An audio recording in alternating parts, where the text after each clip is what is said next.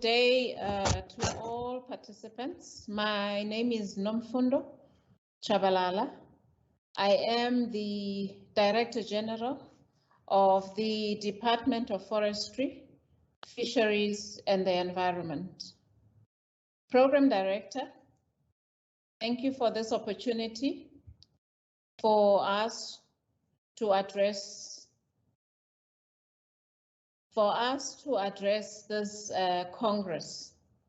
Let me start by acknowledging Minister Didiza and Minister Gordon, President and Deputy President of Agri SA and their executives, Deputy Chair of the Presidential Climate Commission, Mr. Vali Musa, panelists presiding over various topics, and all distinguished participants, good day. The theme of the Congress, I quote, "Survive and thrive in the future," close quote, is very apt in terms of the current global circumstances. As the Department of Forestry, Fisheries and the Environment, we view this Congress as critical in engaging in matters of the agricultural sector, being in harmony with the environment. The Department of Forestry, Fishery and the Environment has a key role in ensuring that the biodiversity sector contributes to the economy, and managing the biodiversity sector is one of our key responsibilities. South Africa is endowed with unique and superlative indigenous biological resources and is home to a variety of species that are unique to South Africa and can't be found anywhere else in the world. As the third mega biodiverse country in the world after Brazil and Indonesia, and amongst the top 17 most mega diverse countries in the world, South Africa is home to 10% of the world's plant species, 15% of the world's coastal marine species, and 7% of reptile beds and mammals. These rich, diverse ecosystems improve maintenance of soil fertility, biota, pollination, and provide economically viable services, such as firstly, improving water availability, water availability for irrigated agriculture, industry, and human consumption. It also reduces sedimentation in reservoirs and waterways, including minimization of floods, landslides, droughts, and filtering excess nutrients. And lastly, providing essential habitats for economically important species. Biodiversity in South Africa is sustaining over 500,000 jobs, whilst contributing at least 4% of the country's gross domestic product. It is anticipated to double its contribution to the economy through sustainable jobs by 2030. The sector further injects about 200 billion of ecological services to the country's economy and an additional 13.6 billion through domestic and international hunting activities. With the climate change expected to negatively affect the global and regional climate weather conditions and rain patterns, the agriculture and environment sectors couldn't be more better placed to integrate efforts to work closely towards improving the National Development State Agenda while realizing the United Nations Sustainable Development Goals. There is therefore a greater opportunity and scope for agriculture sector to proactively develop more climate resilient crops for food security, human survival, and prosperity.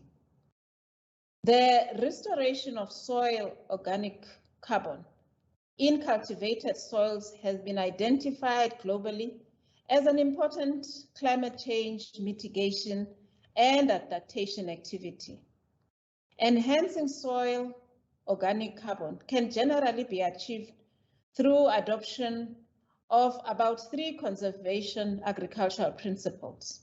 The first one being non-tillage, the second being maintaining organic cover, and lastly, planting a variety of crop and cover species.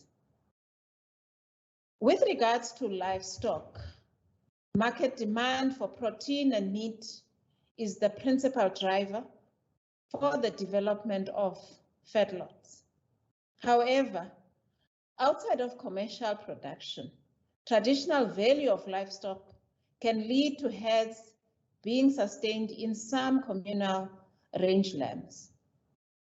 Climate change mitigation activities in this regard will include improvement in herd efficiency, diet, genetics, which could then increase meat production.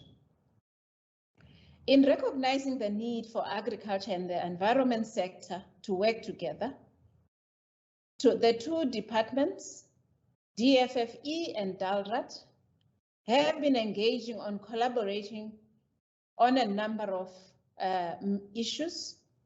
And amongst those areas where the 2 departments are collaborating in is around the management of disease outbreaks, sustainable land management, drought, alien and invasive species management, animal welfare, well-being management, and most importantly, on compliance and enforcement. One of the key elements identified in the biodiversity land pakisa is to create an enabling environment to unlock biodiversity economy through the amendment of the National Environment Management Biodiversity Act, which talks to sharing of benefits arising from use of indigenous resources. A classical example was the signing of industry-wide benefit sharing between the rooibos industry and the Khoisan community, where the rooibos industry recognized that the Khoisan communities are the indigenous or traditional knowledge holders of the rooibos species.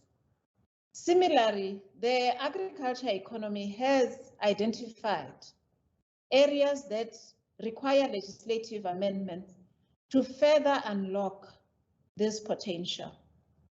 It is also important to note that game management in South Africa remain a concurrent function between the Department of DFFE and DALRAT, including various management authorities across the 9 provinces. It is always crucial that in executing these respective legislative mandates, the 2 departments continue to strive towards creating a seamless and a conducive one-stop environment for agricultural industry to enjoy the requisite services.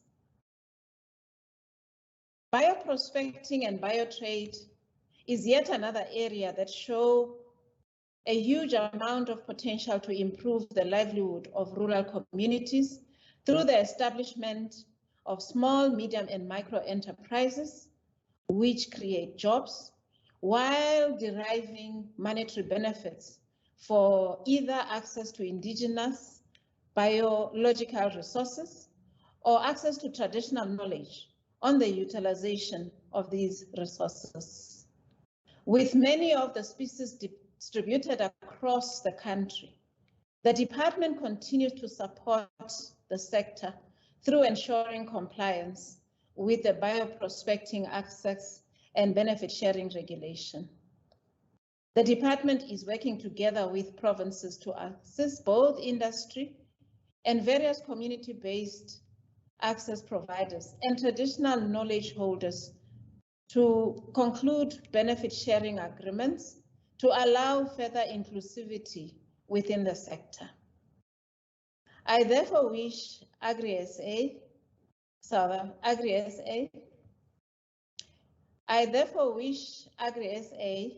Virtual Congress 2021 a successful venture and fruitful deliberation in promoting the agricultural sector in the country, but ensuring also that there's food security in our country. I thank you.